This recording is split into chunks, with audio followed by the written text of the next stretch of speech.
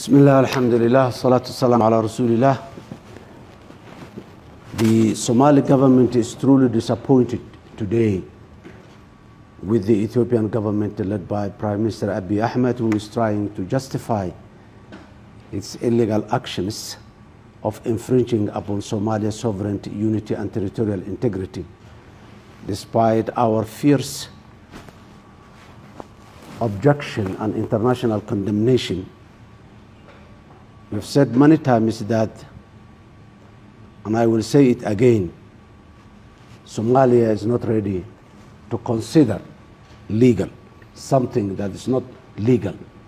The MOU, the recent MOU that has been signed by the Ethiopian government with the Somali Regional Authority of Northern Regions of Somalia, Somaliland, is illegal in the international law, and it is a violation of all universally accepted standards and charters of the AU and the United Nations. Ethiopia is misleading the world by claiming that they need an access to the sea. The question is not an access to the sea. The question is how Ethiopia wants an access to the sea. Somalia has said many times, and we again repeat it again, we are ready to provide access, but we want to provide access to our coastal areas by Ethiopia the way Uganda accesses the sea to Kenya and Tanzania, the way Rwanda accesses the sea, the way Burundi and South Sudan accesses the sea, the way the 16 African countries that are landlocked accesses to the sea. Accessing to the sea has internationally accepted standards that are mentioned in many provisions and the world, in the United Nations UNCLOS, in the African Union Charter, in so many other platforms. The accession of the sea, and all those countries who are landlocked and has access to the sea through their neighboring coastal states, they do not pursue an annexation of part of those countries to their country. The MOU that Ethiopia signed with this regional authority is nothing more than an accessing part of Somalia to Ethiopia and changing the borders of Somalia. Somalia has categorically objected that. In another incident that I would like to shed light on is what has happened this morning here in Addis Ababa. This morning when I prepared myself to come and attend the closed session of the summit, the Ethiopian security has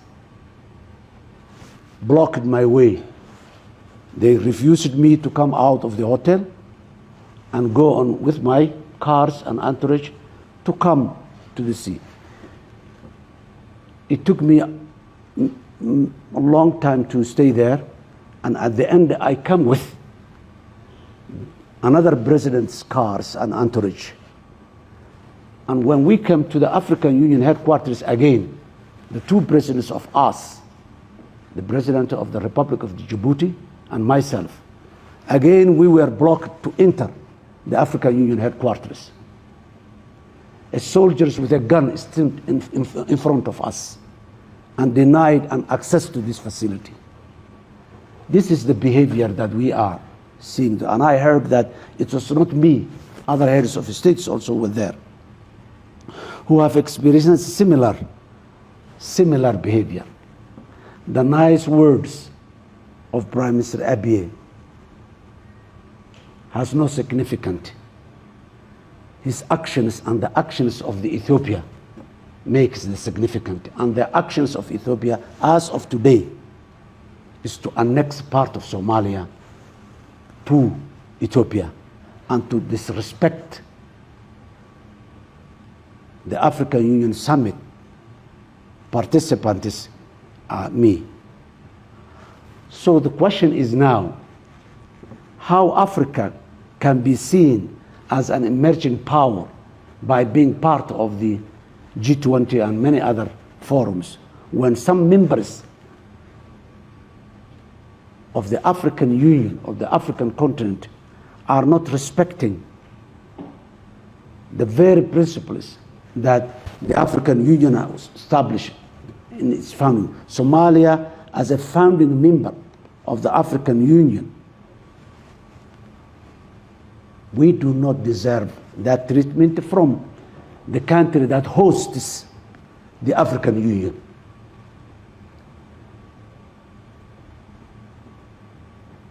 As I said, I repeat again, nice words will never help Africa as a continent and as an individual country.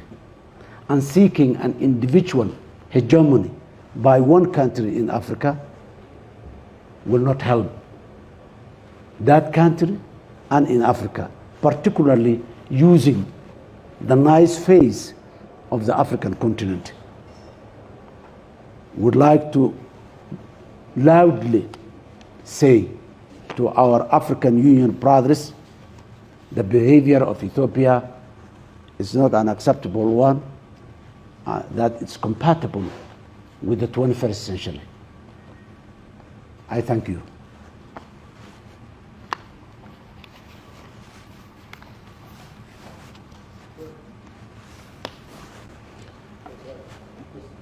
Yes.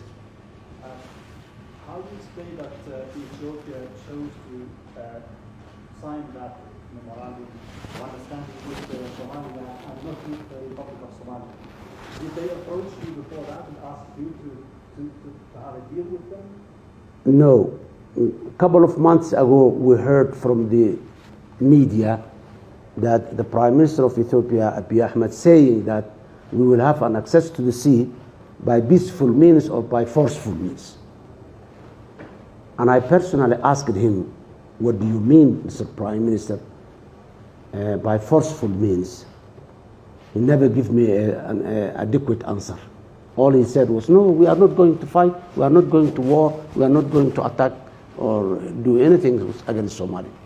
Ethiopia has 5 neighboring coastal states from Sudan, Eritrea, Djibouti, Somalia, Kenya. So they have ample of opportunity to access to the sea. But Ethiopia does not want to access, is not looking for access to the sea. They are looking to annex a territory.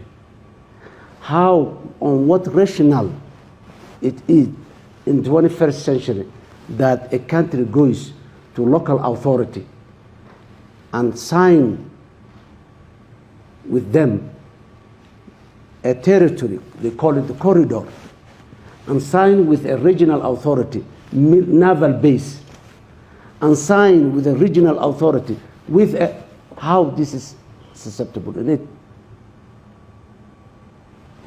The intention, the wording of Ethiopia and the intention of Ethiopia are quite different. I would like to emphasize and say it again and again. Ethiopia wants to annex part of Somalia. What is the course of action that Somalia is intending to take now that you say the African Union is not really very supportive, or is it supportive? This is on your side? No, this is not the first time. Look, first of all, by doing that all over the world, the African Union, the IGAD regional country, the United Nations, the Arab League, all of individual countries, all of them denounced the action of Ethiopia as illegitimate and illegal. This is a public, it has been there. We've had an emergency meeting of IGAD in Kampala. The Prime Minister of Ethiopia refused to attend that meeting. So it is there on the record. And we, Somalia, have been, this is not the first time we have a dispute with a neighboring country. We have a dispute with Kenya. We negotiated. When we were unable to understand the best civilized manner that the modern states to deal was to go to the International Court of Justice. We went there, and the International Court of Justice made a a verdict on our conflict, and we agreed, and it's done. We never fight. Ethiopia has never signed it. Kenya has never signed an agreement with a local administration in Somalia. Never tried to infringe the sovereignty and the territorial integrity of Somalia. They claim that this is our territory and this is our territory, so borderline. This is not borderline. Going through Ethiopia, going through Somalia, hundreds of kilometers and reaching the sea, and from the sea all the way to Ethiopia.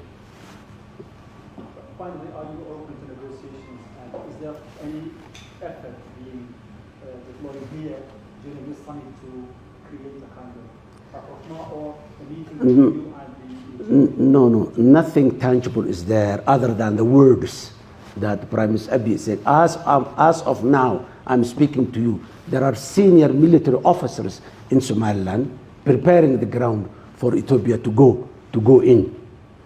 That's what's going on practically and in action terms inside Somalia. And that's what, and the nice words that the Ethiopian government is saying is that. So actions and the statements of Ethiopia is making, Ethiopia may go, send its forces to Somalia, as it did in the past, but the end has always been very clear. Whenever Ethiopia sends its force forcefully and illegally to Somalia, we know the consequences. And I don't think that Ethiopia was happy with those past consequences and will not be happy with it.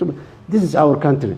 Even if it takes centuries, we will not concede or we will not accept what Ethiopia is doing. Yes? Mr. President, you just mentioned what Ethiopian Prime Minister said. Do you expect a war between Ethiopia and Somalia? No, Somalia has only one war, and that war is against Al-Shabaab. Ethiopia, by signing these MOU, it has become an opportunity for Al-Shabaab. Al-Shabaab was in a position where the Somali community was not allowing to recruit new forces. Now, with this, Al-Shabaab has got a platform and a claim that they are going to defend Somalia. They are going to defend the territory of Somalia. And my government, they are blaming that this government cannot defend the territory. It has been provided. And since the last, since 1st January, when the MOU was signed, we're receiving a very reliable information and reports that Al-Shabaab has recruited 6,000 to 8,000 new recruits in that 1 month. So this is just taking the focus away from the regional, continental, and the global challenge of terrorism that we are fighting as a Somalia. The African Union is fighting for that. And the African Union was doing that fight with Somalia for the last 16 years. Yes, Ethiopia was part of the African Union, but that does not give them legitimacy to take part of Somalia. So Somalia has only one war to fight, and that war is with Al-Shabaab. No other war we have or we are intending to have, unless, unfortunately, we are compelled to do so.